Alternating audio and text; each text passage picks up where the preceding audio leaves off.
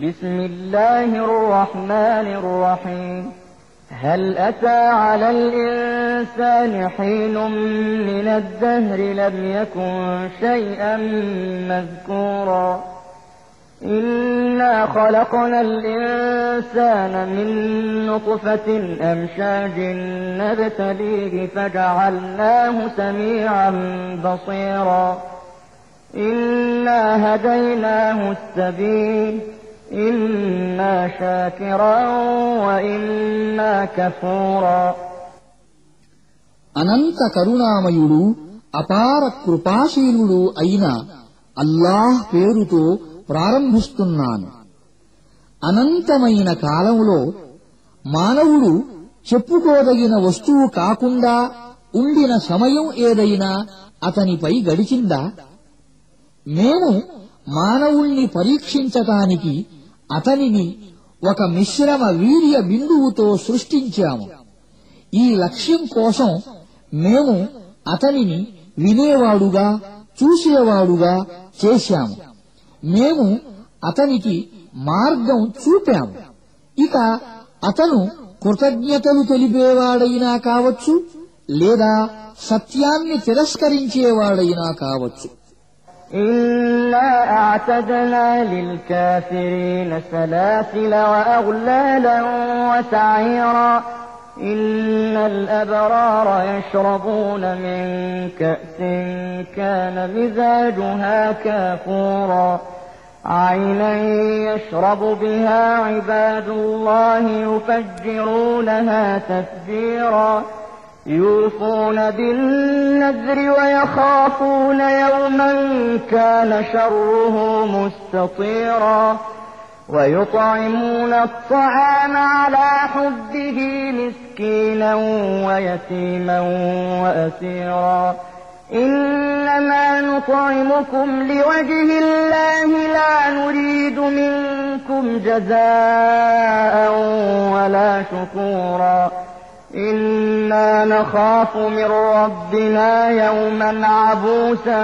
قمطريرا సత్య తిరస్కారుల కొరకు మేము సంకెళ్లను కంఠపాశాలను మండే అగ్నిని సిద్ధపరచి ఉంచాము.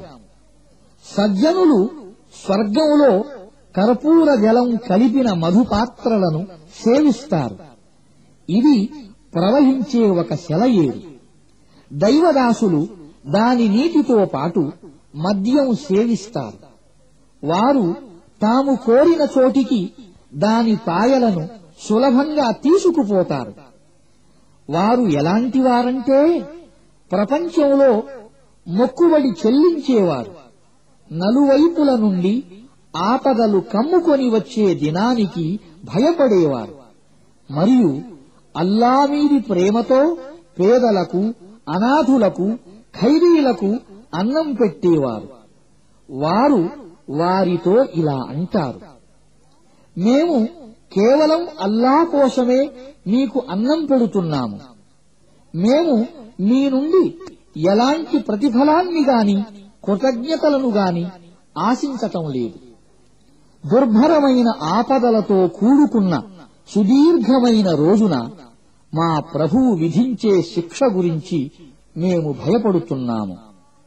فوقاهم الله شر ذلك اليوم ولقاهم نضرة وسرورا وجزاهم بما صبروا جنة وحريرا متكئين فيها على الأرائك لا يرون فيها شمسا ولا زمهريرا ودانية عليهم ظلالها وذللت قطوفها تذليلا ويطاف عليهم بآنية من فضة وأكواب كانت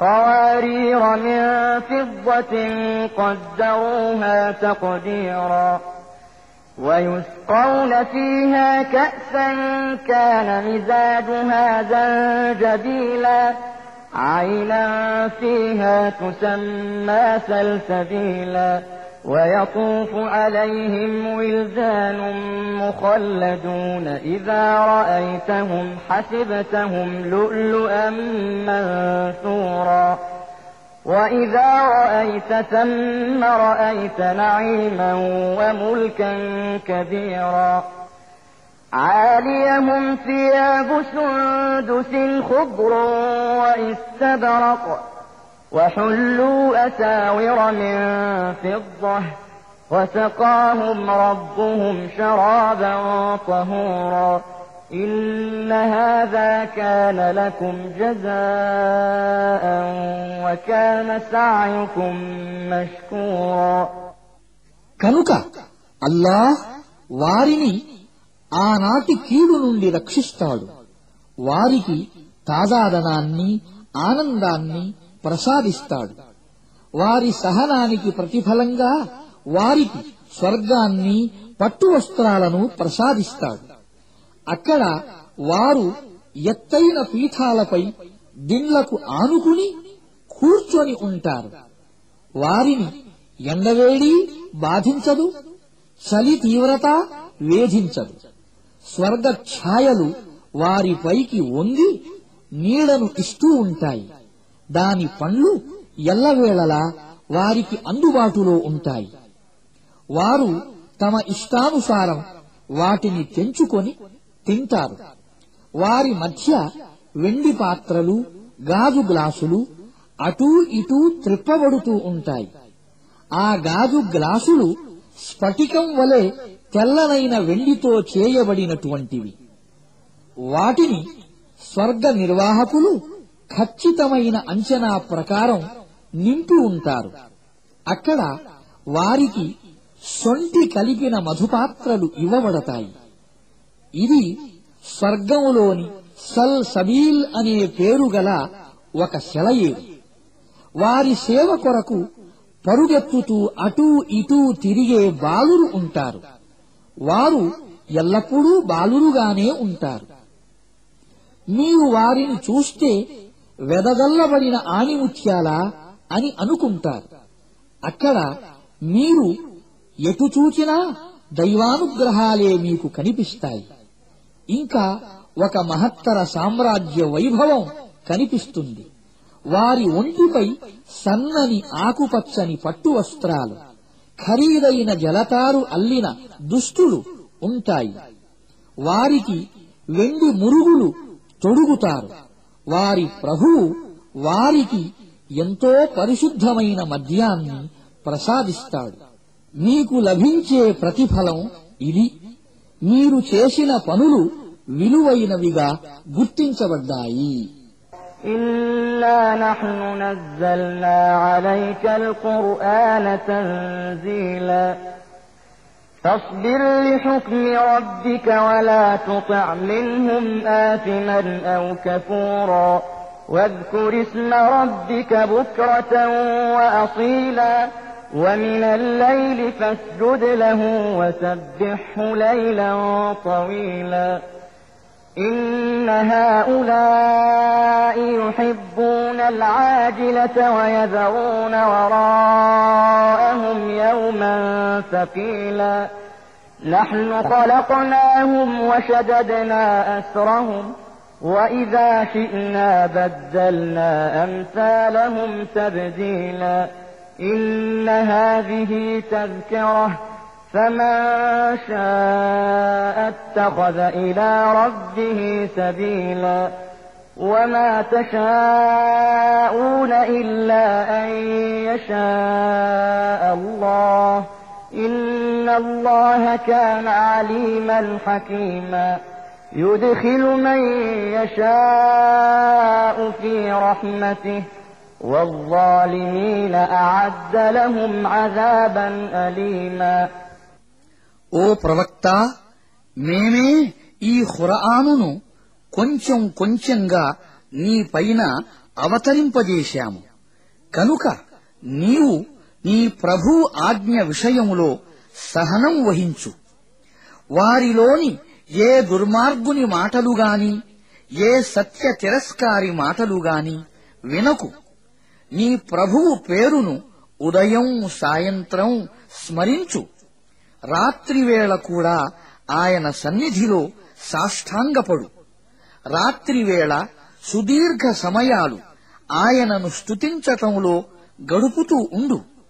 వారైతే తొందరగా లభించే దానిని ప్రేమిస్తున్నారు. మున్ముందు రానున్న భారమైన దినాన్ని విస్మరిస్తున్నారు.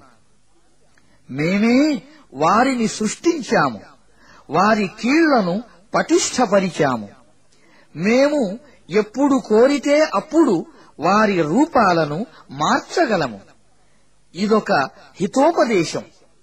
ఇప్పుడిక ఇష్టమైన వారు తమ ప్రభువు వైపునకు పోయే మార్గాన్ని అవలంబించవచ్చు. అల్లా కోరనంత వరకు మీరు కోరినంత మాత్రాన ఏమీ కాదు. నిశ్చయంగా అల్లాహ్ గొప్ప జ్ఞాని, గొప్ప వివేకి. తాను కోరిన వారిని తన కారుణ్య ఛాయలోనికి తీసుకుంటాడు. దుర్మార్గుల కొరకు ఆయన అత్యంత బాధాకరమైన శిక్షను తయారు చేసి ఉంచాడు.